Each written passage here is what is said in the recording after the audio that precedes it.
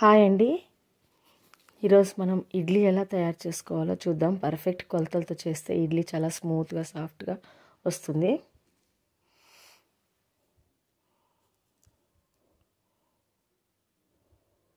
ఇది పల్లీల పొడి, తర్వాత పుట్నాల పొడి, ఇడ్లీ కారం పొడి పైన చల్లాను, తర్వాత చట్నీ, సాంబార్.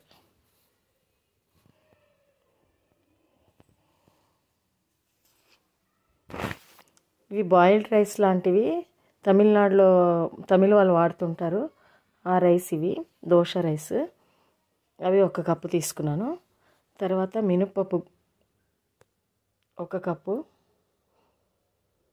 శుభ్రంగా 2 సార్లు కడిగి ఒక 6-7 గంటలు నానబెట్టాలి.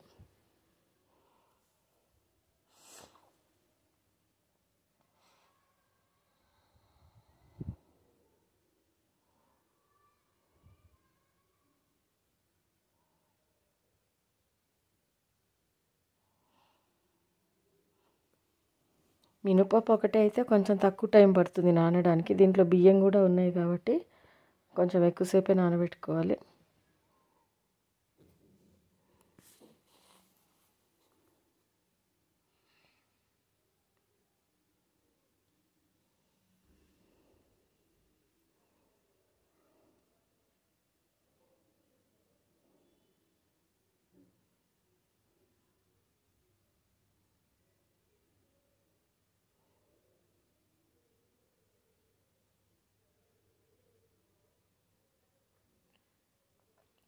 ఈలోపు రవ్వ కడిగి నీళ్ళు పోసి పెట్టాలి. పప్పు నానిందో లేదో ఒకసారి చెక్ చేసుకొని గ్రైండ్ చేసుకోవాలి.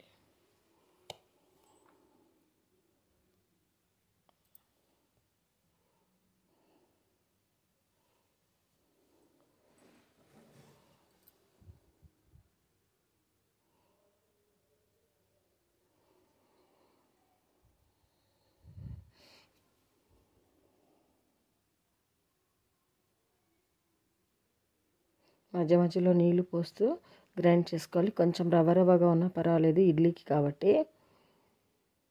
ఈ బ్యాటర్ తయారు చేసుకునే గంట ముందు మనం ఇడ్లీ రవ్వ కడిగి నానబెట్టాలి. దాంట్లో ఈ బ్యాటర్ కలిపి సరిపడా సాల్ట్, 1 టీ స్పూన్ సాల్ట్ వేసి 1 కప్పు మినపప్పు, 1 కప్పు బియ్యానికి 3 కప్పుల ఇడ్లీ రవ్వ తీసుకున్నాను.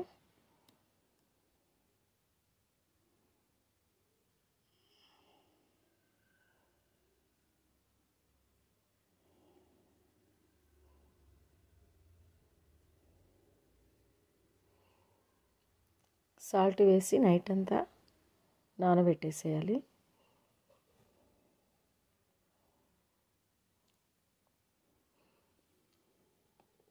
పిండి ఎక్కువ పులిసినప్పుడు పైకి వచ్చేస్తుంది పొంగి. అందుకని ఈ గిన్నె కింద ఇంకో ప్లేట్ పెట్టుకొని ఉంచాలి.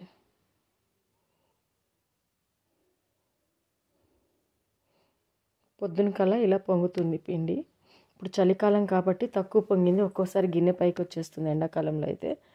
ఇప్పుడు దీంట్లో కుకింగ్ సోడా కొద్దిగా 1/2 టీ స్పూన్ కుకింగ్ సోడా వేసి కలుపుకోవాలి.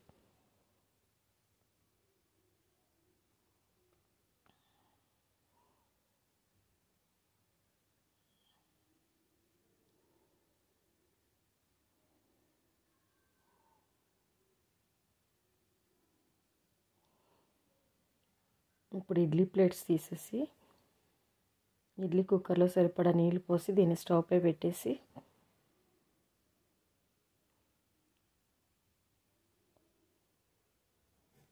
ఇడ్లీ ప్లేట్లకి నూనె రాసి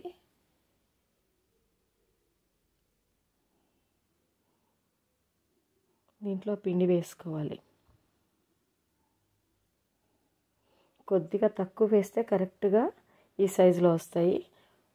నేను ఇడ్లీ కొంచెం పెద్దగా కనిపించడం కోసం ఎక్కువ వేసాను.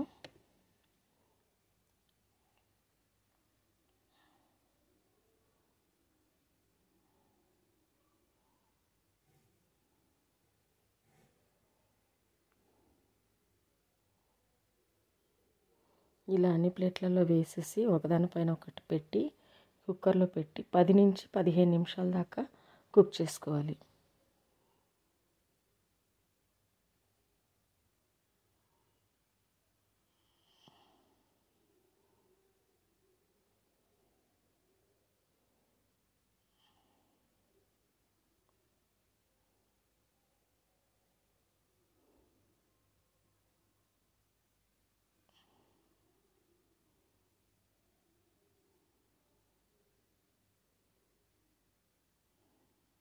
ఇప్పుడు స్టవ్ ఆఫ్ చేసుకుని ఇడ్లీని 5 నిమిషాలు చల్లారనివ్వాలి. వెంటనే వేడిలో తీస్తే విరిగిపోతాయి. కొంచెం చల్లారిన తర్వాత ఇప్పుడు ఒక స్పూన్తో ఇడ్లీలన్నీ తీసి పక్కన పెట్టాలి.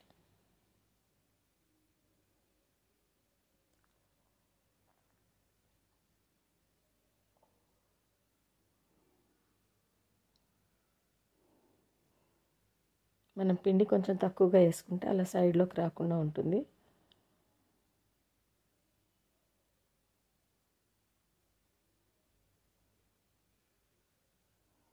ఇలా ప్లేట్స్లో ఉన్న ఇడ్లీలన్నీ తీసేసి ప్లేట్లో పెట్టుకొని కాస్త చల్లారిన తర్వాత సాంబార్ చట్నీతో సర్వ్ చేసుకోవాలి. అంతే, ఇడ్లీ రెడీ అయిపోయింది. Thanks for watching.